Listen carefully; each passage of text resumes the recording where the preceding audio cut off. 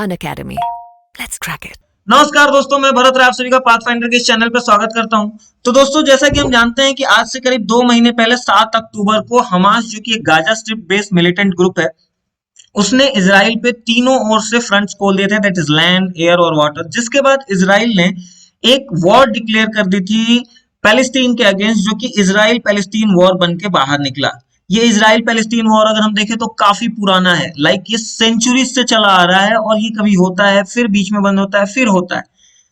But इस war का हाल ही में एक बीच में न्यूज आ रही थी दैट 24 नवंबर को ड्यू टू इंटरनेशनल इंटरफेरेंसेज और यूएन के इंटरफेरेंस से एक ट्रूस करी गई थी इजराइल और हमास के बीच में।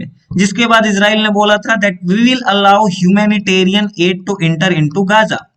बट ये ट्रूस वापस से खत्म हो गई है और इजराइल ने ये वॉर रीस्टार्ट कर दी है बेस्ड ऑन द फैक्ट कि ये बोल रहे हैं कि गाजा ने ट्रूस को ब्रीच किया और हम पे फिर से मिसाइल्स फायरिंग करी हुई हैं। जिसके बाद इजराइल और पैलेस्टीन वॉर वापस से भड़क के उठ चुका है। लेकिन साथ ही साथ इजरायली प्राइम मिनिस्टर का एक बहुत बड़ा स्टेटमेंट आ रहा है जिसमें उन्होंने बोला है that we will track, we will hunt and we will kill all the leaders who are involved in this war once this war fades down. एक बार ये वॉर थोड़ा सा खत्म हो जाए, हम सेटल हो जाए, उसके बाद हम उन सारे हमास लीडर्स को ट्रैक करके हंट करेंगे और किल करेंगे जो जो लीडर्स इसमें इन्वॉल्व हैं।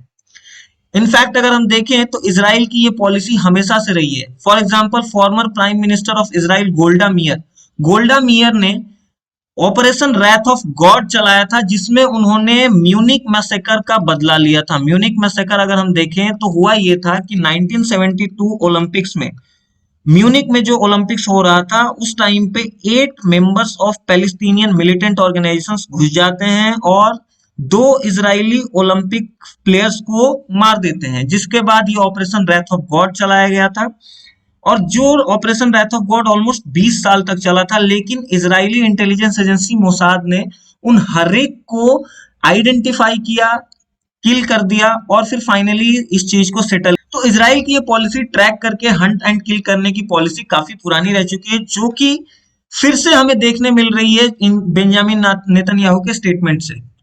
अब अगर हम देखें कि अभी हुआ क्या, तो Israeli prime minister Benjamin Netanyahu ने बोला है that he will be following in the footsteps of the predecessor Golda Meir and authorize an operation wrath of God like mission. Wrath of God like mission वो वापस से करेंगे and kill Israel's enemies across countries spanning continents once its campaign in Gaza winds down. कहीं भी छुपे हो, किसी भी देश में, किसी भी महाद्वीप में, हम तुम्हें ढूंढेंगे और मारेंगे। और नेतन्याहू ने मोसाद को बोला है that you start preparing a plan to execute, और मोसाद प्लान्स बनाने में लग चुका है to neutralize high value targets in Turkey, Lebanon and Qatar. ये मेन सेंटर्स होंगे जहां पे कि टारगेट्स को ढूंढ ढूंढ के मारा जाएगा। अब अगर हम थोड़े से टारगेट्स की बात करें कि स्पेसिफिकली कौन से वो टारगेट्स होंगे जिनको Israeli intelligence agency Mossad track करेगी, तो उसमें ये 4 नाम आते हैं: इस्माइल हनीये, मोहम्मद दीफ, याह्या सिनवार और खालिद मसाल। खालिद मसाल पे ऑलरेडी एक बार अटेम्प्ट हो चुका है जब उसके कान में इजरायली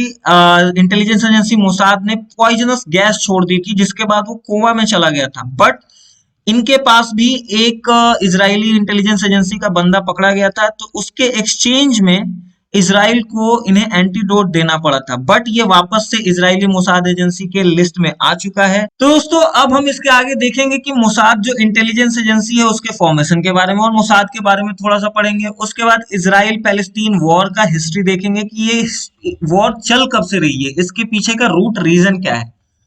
उसके पहले मैं आपसे पूछना चाहूंगा, ये सवाल 2015 प्रीलिम्स का रह चुका है, जहां पे ये पूछ रहा है which one of the following countries of south west Asia does not open out to Mediterranean sea. आपके ऑप्शन है सीरिया, जॉर्डन, लेबनान और इजराइल। सवाल ये कह रहा है कि साउथ वेस्ट एशिया की इन 4 कंट्री में से कौन सी ऐसी कंट्री है जो मेडिटेरेनियन सी की तरफ से नहीं खुलती है। आप इसका जवाब कमेंट सेक्शन में बता सकते हैं एंड सही आंसर्स देने वालों को हमारी तरफ से एक हार्ट मिलेगा, आपको हार्ट पिन कर दिया जाएगा। तो चलिए शुरू करते हैं हिस्ट्री ऑफ मोसाद से।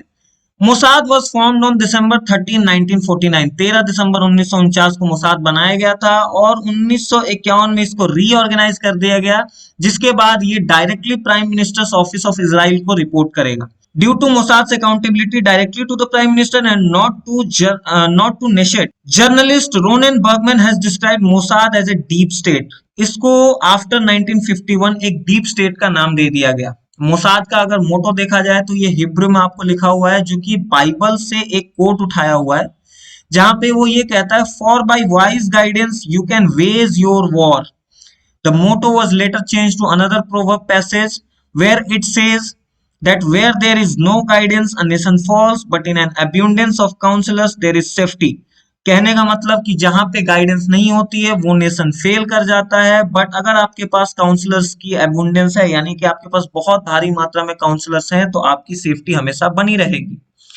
यहाँ पे आप देख सकते हैं, जो मैं म्यूनिक मैसेकर के बारे में बात कर रहा था, जो 1972 समर ओलंपिक्स म्यूनिक में हो रहा था, जहां पे पैलेस्टीनियन मिलिटेंट ऑर्गेनाइजेशन ब्लैक सितंबर ओलंपिक विलेज में इन्फिल्ट्रेट करते हैं और 2 इजरायली ओलंपिक टीम के मेंबर्स को मार देते हैं, 9 अदर को हॉस्टेज में ले लेते हैं, जिसके बाद गोल्डा मीयर ने रैथ ऑफ गॉड ऑपरेशन चलाया था और ये ऑपरेशन ऑलमोस्ट 20 साल चला था, जिसके बाद इस ब्लैक सितंबर के जितने भी मेंबर्स थे उनको चुन चुन के मारा गया। ये जो 8 मेंबर्स इन्फिल्ट्रेट करे थे उनको चुन चुन के ट्रैक करके मारा गया था। तो दोस्तों अब हम थोड़ा सा देखेंगे कि ये इजराइल पैलेस्टीन कॉन्फ्लिक्ट है क्या और ये कब से स्टार्ट हुआ। तो जैसा कि मैंने आपको स्टार्टिंग में बताया था कि ये ऑलमोस्ट 1 सेंचुरी पुराना डिसकंटेंट है, कॉन्फ्लिक्ट है। तो आप देख सकते हैं यहाँ पे कि ये चीजें 1917 में ही स्टार्ट हो गई थी, जब आर्थर जेम्स बाल्फोर नाम के एक ब्रिटिश ऑफिशियल ने बाल्फोर डिक्लेरेशन के अंदर ज्यूज को नेशनल होम प्रोवाइड करने की बात करी थी पैलेस्टीन में, और उसके बाद अरब और जीविश वायलेंस स्टार्ट हो जाता है, जिसको कि ब्रिटिशर्स कंटेन नहीं कर पाते हैं, तो वहां से अपनी आर्मी हटा लेते हैं और 1948 में वो पैलेस्टीन को छोड़ के चले जाते हैं और ये सारी रिस्पॉन्सिबिलिटी अब वो यूनाइटेड नेशंस पे छोड़ देते हैं। तो ब्रिटिशर्स की हमेशा से ये आदत रही है, वो जब भी जहां से निकले हैं वहां पे वो कन्फ्लिक्ट करा के वो वापस से वहां से निकल जाते हैं। उसके बाद 1948 में अरब इजराइल वॉर हुआ था। इस अरब इजराइल वॉर में एक्चुअली हुआ ये था कि इजराइल के इंडिपेंडेंस की बात करी गई थी, तो इजराइल के इंडिपेंडेंस के बाद अरब स्टेट्स जो थे वो भड़क उठे और उन्होंने अटैक कर दिया, लेकिन इजराइल इसमें जीत गया और उसने इजराइल ने ना ही सिर्फ अपनी टेरिटरीज क्लेम करी थी, बल्कि एक्स्ट्रा 50% मोर टेरिटरी उसने गेन कर ली थी अरब स्टेट्स की। उसके बाद एक यूएन पार्टीशन प्लान आया, जिसमें Jordan control the West Bank and Jerusalem Holi sites. Jordan जो एक स्टेट है वहां पे उसको वेस्ट बैंक और जेरूसलम का कंट्रोल दिया गया, इजिप्ट को गाजा स्ट्रिप का कंट्रोल दिया गया। बट ये चीज भी सॉल्व करने में नहीं रही कामयाब इजराइल और पैलेस्टीन के कन्फ्लिक्ट को, इजराइल और अरब स्टेट्स के कन्फ्लिक्ट को, जिसके बाद पैलेस्टीनियन लिबरेशन ऑर्गेनाइजेशन का फॉर्मेशन हुआ 1964 में। पीएलओ के फाउंडेशन के बाद पीएलओ का मोटो यही था that they will free Palestine from the clutches of Israel and जीविश domination and setting up the dominance of Muslim brotherhood in the Arab world. United Nations ने पीएलओ को एक ऑब्जर्वर स्टेटस का grant दे दिया 1975 में, और पैलेस्टीनियंस का self determination का right को उन्होंने रिकॉग्नाइज कर लिया। उसके बाद 1967 में एक 60 डे वॉर होता है, जहां इजरायली फोर्सेज ने गोलन हाइट्स को सीरिया से सीज कर लिया, West Bank and east Jerusalem को जॉर्डन से सीज कर लिया, सिनाई पेनिनसुला और गाजा स्ट्रिप को इजिप्ट से सीज कर लिया। अगर आप यहाँ पे मैप में देख सकते हैं कि ये गाजा स्ट्रिप है, यहाँ पे गोलन हाइट्स है, यहाँ पे वेस्ट बैंक है, तो इन सारी जगहों को इजराइल ने पूरी तरह से सीज कर लिया। उसके बाद 1978 में एक framework for piece in the middle east बनाया गया, जो कि यूएस द्वारा मीडिएटेड था, which set the stage for peace talks between Israel and its neighbor and a resolution to Palestinian problem. But ये चीज भी बाकी सारी पिछले एफर्ट्स के जैसे अनफुलफिल्ड रही, और फिर होता है हमास का इमरजेंस 1987 में। 1987 में हमास, जो कि एक वायलेंट ऑफशूट की तरह निकला, Egypt Muslim brotherhood seeking to fulfill its agenda through violent jihad. Hamas जो एक टेररिस्ट ऑर्गेनाइजेशन यूएस द्वारा माना गया है, 2006 में पैलेस्टीनियन अथॉरिटी लेजिस्लेटिव इलेक्शंस जीत जाता है और इसने फतह को गाजा से इजेक्ट कर दिया 2007 में, जिसकी वजह से पैलेस्टीनियन मूवमेंट जियोग्राफिकली स्प्लिट हो गई। 1987 में ये इसके बनने के बाद काफी सारे कन्फ्लिक्ट स्टार्ट हुए और उसके बाद फाइनली 1993 में ओस्लो अकॉर्ड्स बनाए गए। ओस्लो अकॉर्ड्स में इजराइल और पीएलओ ने फाइनली अग्री किया एक दूसरे को रिकॉग्नाइज करने के लिए और वायलेंस का रास्ता छोड़ने के लिए। Oslo accords also established the Palestinian authority which received limited autonomy in the Gaza strip and parts of the West Bank. 2005 में फिर इजराइल ने यूनिलैटरल विड्रॉल चालू किया ज्यूज का, जो गाजा में उनकी सेटलमेंट बनाए रखे थे, बट इसराइल ने काफी टाइट कंट्रोल रखा था सारी बॉर्डर क्रॉसिंग्स पे। और 2012 में फाइनली यूएन अपग्रेड करता है पैलेस्टीनियन रिप्रेजेंटेशन को, जहां पे वो नॉन मेंबर ऑब्जर्वर स्टेट के तौर पे उसको देखा गया।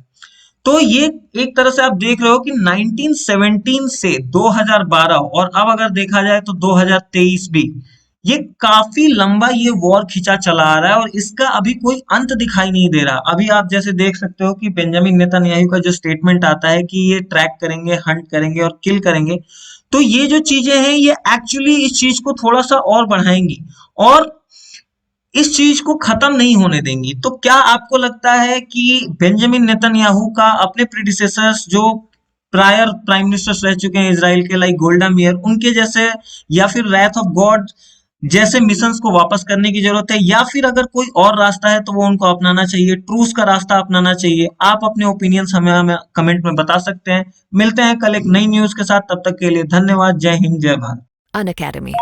Let's crack it.